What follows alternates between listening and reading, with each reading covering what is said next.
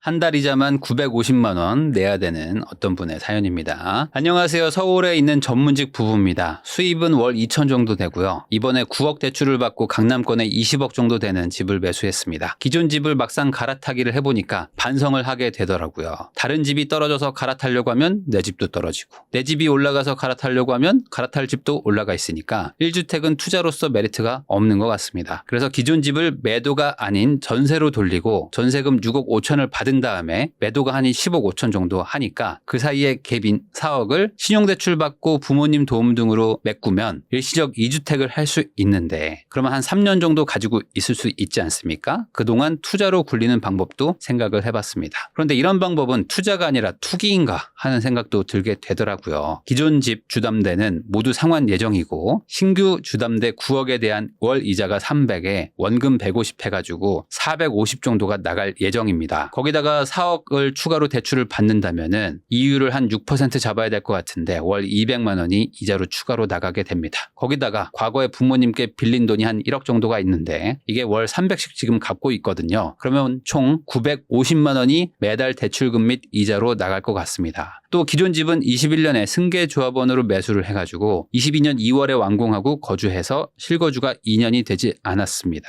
그래서 나중에 시세가 올라도 양도세가 발생하게 되는데 대출이자도 생각하면 너무 무리하는 건가 하는 생각도 듭니다. 어떻게 하는 게 좋을까요? 라는 아주 짧은 사연입니다. 자, 제가 이 사연을 선택한 이유는 이겁니다. 아마 여기까지 들었을 때 이렇게 생각하는 분들도 많을 것 같고, 그리고 아마 댓글도 이렇게 달리는 분들이 많을 것 같습니다. 아니 무슨 월 2천만 원 버는 사람 고민을 들어줘야 되죠? 왜 이런 거를 가지고 지금 상담을 하죠? 라는 분들이 많을 것 같은데 사실 이게 중요한 게 아닙니다. 이 금액이 다를 뿐 이 갈아타기 고민은 똑같거든요. 이게 무슨 말이냐? 이 갈아타기를 하다 보면은 이런 고민을 하게 됩니다.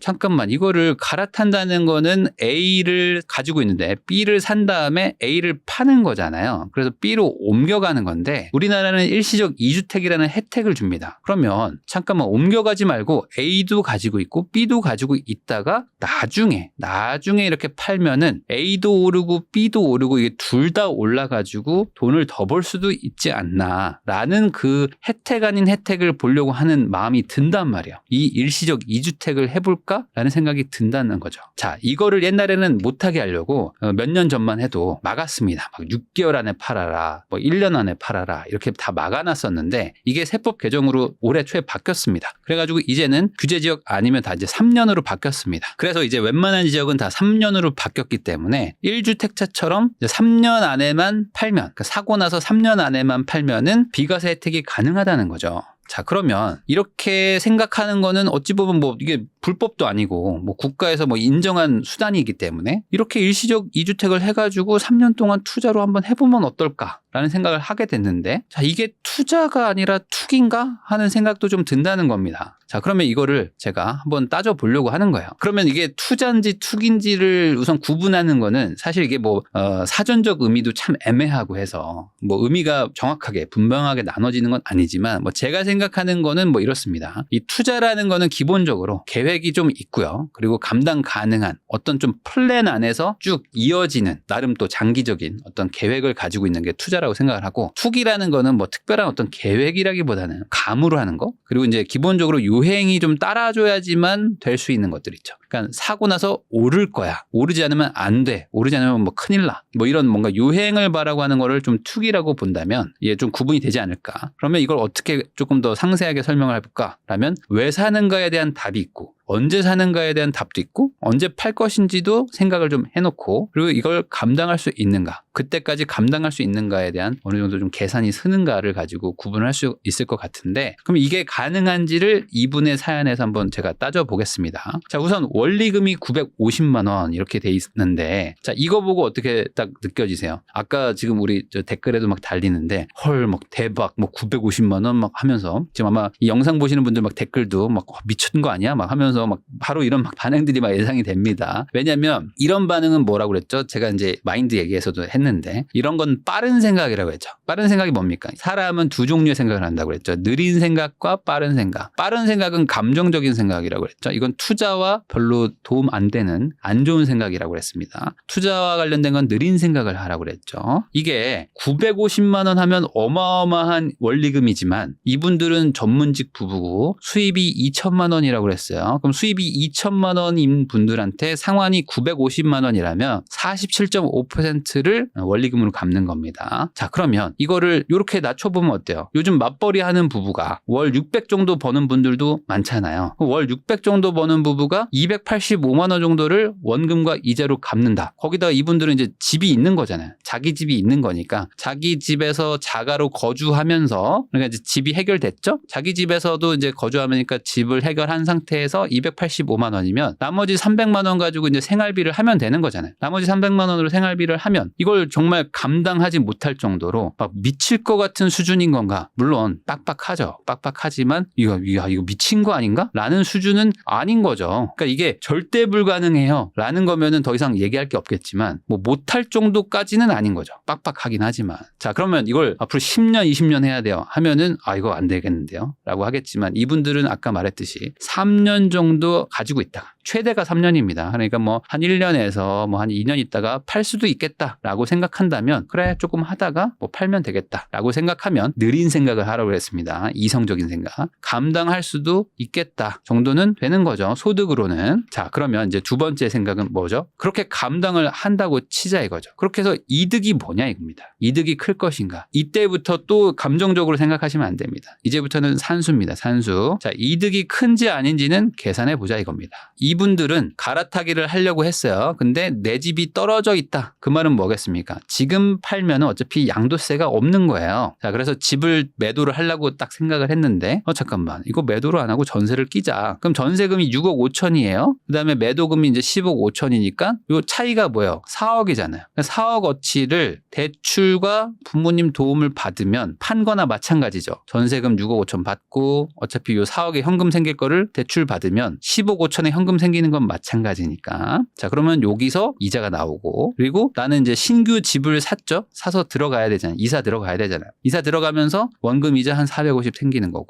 그러면서 아까 이자 200에 원리금 450에 그리고 원래 빌렸던 돈 300 이렇게 해서 총 950 아닙니까? 자, 그러면 총 950만 원 하니까 어우 이렇게 느끼시겠지만 이것도 쪼개봐야 돼요. 왜 그러냐? 일시적 2주택을 할 건지 그냥 갈아타기로 1주택으로 갈 건지를 따질 때는 어차피 생길 이자와 지금 생길까 말까 고민하는 이자로 구분을 해봐야 되겠죠. 그러면 실제로 어차피 생길 이자는 450과 300은 원래 있는 겁니다. 그러면 지금 고민하는 이자는 200이에요. 200. 뭐 200 밖에라고 말하기는 좀 그렇지만 어쨌든 이분들 소득 입장에서는 200입니다. 200이 지금 왔다 갔다 하는 거예요. 그러면 이분들이 일시적 2주택을 선택함으로써 생기는 부담은 얼마죠? 월 200만 원입니다. 그럼 월 200만 원이면 연 2,400만 원. 3년 정도 이걸 유지한다 그러면 얼마죠? 이게 7,200만 원이 됩니다. 그러면 나는 확정적으로 앞으로 7,200만 원의 손해를 봐요. 이 집을 유지하면. 여기까지 이해되십니까? 그러면 이렇게 일시적 2주택을 안 하면 나는 거꾸로 7,200만 원의 이득을 보는 거나 마찬가지겠네요. 자, 그러면 이걸 3년을 보유하고 매도하면 이 7,200만 원보다 훨씬 큰 이득이 있어야 되겠네요. 그래야지만 이걸 하는 게 의미가 있겠다. 왜냐면 이걸 안 하는 순간 7,200만 원의 그 손해를 안 보게 되는 건데. 자, 왜 그러냐? 이 이자 7,200만 원은 그냥 날아가는 돈입니다. 이게 뭐 비용 공제가 되는 게 아니에요. 왜냐면 양도소득세도 내야 되고 뭐 하기 때문에 뭐 여기서 뭐 빼주고 하는 게 없어요. 우리나라의 양도소득세가 절대 적지가 않습니다. 자, 우리가 한 1억 5천을 벌었다고 칠게요. 1억 5천 벌면 얼마입니까? 여기죠. 그럼 양도소득세를 한 35%를 맞아야 돼요. 물론 여기 누진공제가 있긴 합니다. 그러면은 양도소득세가 1억 5천에 35%를 우선 맞고 여기서 누진공제 맞고 그 다음에 어떻게 돼요? 이자 7,200원을 또 내야 되죠. 그러면 이래저래 하면 한 4천 남아요. 그럼 내가 1억 5천이 올라도 뗄 거 다 떼면은 4천만 원 남는다. 그러니까 실제로 한 2억 정도는 올라야지 7천만 원 정도 버는 겁니다. 2억 정도 올라야 7천만 원 벌어요. 자, 그러면 여러분들 생각해 보세요. 4천만 원 정도 벌려고 3년 보유하실 거예요? 이게 오를지 안 오를지 잘 모르겠잖아요. 아직 3년 뒤면 어떻게 될지 모르겠는데 4천만 원 벌자고 이자를 7,200 내가면서 보유한다? 이건 좀 불안하잖아요. 그러면은 이거 이상은 남아야겠네? 그러면 한 2억 정도 올라가지고 한 7천만 원 정도는 번다. 그러니까 내가 7천만 원 투자해서 3년 뒤에 7천만 원 번다. 그러면 내가 한번 해보겠다라고 정도는 해볼 수는 있겠죠? 그러면 한 2억은 올라야겠다. 최소한. 그러면 2억을 오른다고 생각하면 1년에 몇 퍼센트가 올라야 되냐? 매년 6%씩 올라야 돼요. 매년 6%. 6, 6, 6 이렇게 3번 탁탁탁 올라야 됩니다. 그러면은 내가 3년 뒤에 세금 떼고 이자 떼고 한 7천만 원 정도 손에 줄 수가 있습니다. 그러면 지금 내가 2주택을 안 했을 경우에는 확실하게 7,200만 원을 세이브할 수 있죠. 이 돈이 안 들어가죠. 근데 내가 만약에 그래 혹시 오를 수 있겠지 라고 생각해서 3년을 보유한다면 불확실하지만 이게 한 2억이 올랐어요. 그 3년 안에 6%딱 오르면은 나는 7천만 원이 이득인 거예요. 그러면 뭘 선택을 해야 될까요? 아니 나는 이거는 확실하게 7,200에 손해를 안 보는 건데 근데 이건 불확실하지만 이렇게 간다고 해서 2억 버는 게 아닌데 세금 떼고 이자 떼고 나면 그래도 7천만 원인 거면 이거 안 하는 게 맞지 않나? 라는 생각이 좀 들지 않습니까? 자, 근데 여기서 변수가 있죠. 아니죠. 왜냐하면 더 많이 오를 수도 있지 않습니까? 이 집값이라는 게 지금은 10억 5천이지만 이게 쭉 가서 12억이 아니라 14억 막 이렇게 될 수도 있지 않습니까? 그러면 더 많이 오를 수도 있는데 여기서 괜히 지레짐작해서 팔았다가 더 오르면 억울하지 않을까요? 라는 분이 있을 수도 있으니까 자 이건 다 산수예요. 자 그러면 어떻게 되냐? 14억 5천까지 만약에 간다. 3년 뒤에. 그러면 한 4억 버는 거예요. 4억 벌면 어떻습니까? 4억 벌면 해볼만 하지 않아요? 그러려면 매년 12%씩 올라야 돼요. 자 그럼 매년 12%씩 오른다는 거는 어떤 수준이죠? 지난 정부의 폭등할 때 있죠. 폭등할 때 정도의 수준으로 향후 3년간 올라야 된다는 겁니다. 과연 그럴까요? 여러분들 어떠세요? 지금 그런 분위기일 거라고 생각이 든다면 이렇게 해보는 거죠. 근데 이런 느낌이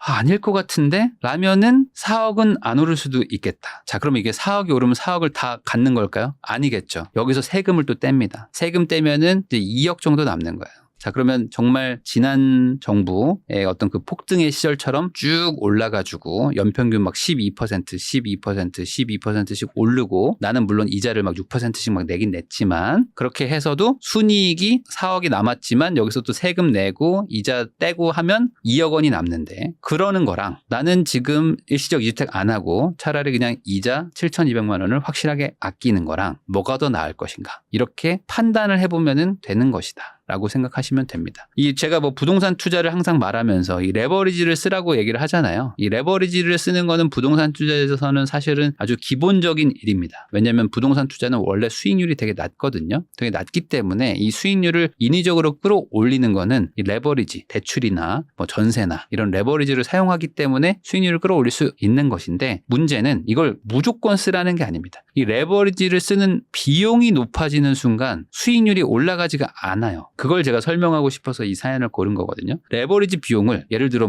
대출 이자가 10%다. 아니면 대출 이자를 P2P처럼 막 15%짜리를 쓴다. 이래가지고는 레버리지를 쓴다고 한들 수익률이 높아지는 게 아니라 오히려 더 떨어지지 않겠습니까? 그러니까 이 레버리지만 쓴다고 해서 오히려 좋은 것이 아니라는 거를 꼭 설명을 한번 드리고 싶었습니다. 그래서 실거주를 하는 거라면 꼭 이렇게 숫자를 따질 수는 없겠죠. 내가 꼭 손해를 보더라도 아니 난 여기 살아야 되고 우리 아이가 여기를 필요로 하고 우리 직장이 여기를 꼭 원하기 때문에 어쩔 수 없이 살아야 된다. 이런 게 있겠지만 투자를 하는 사람이라면은 숫자로 판단을 해야 된다. 산수를 해보시고 내가 들어가는 비용 그리고 내가 얻을 수 있는 이득 그리고 그 얻을 수 있는 이득의 확률 이렇게 따져보시면은 판단이 될 것입니다. 제가 이렇게 어떻게 판단하는지를 설명을 드렸으니까 시청자 여러분들도 이런 방식처럼 한번 이게 어려운 수학이 아니죠. 그냥 간단한 산수니까 이런 방식으로 한번 따라서 본인에 맞게 한번 해보시면은 내가 어떤 고민이 되는 상황일 때 조금 더 결정하시기 쉬울 것 같아서 제가 다뤄봤으니까 이 영상 한번 반복해서 보시면서 해보시면 좋을 것 같습니다.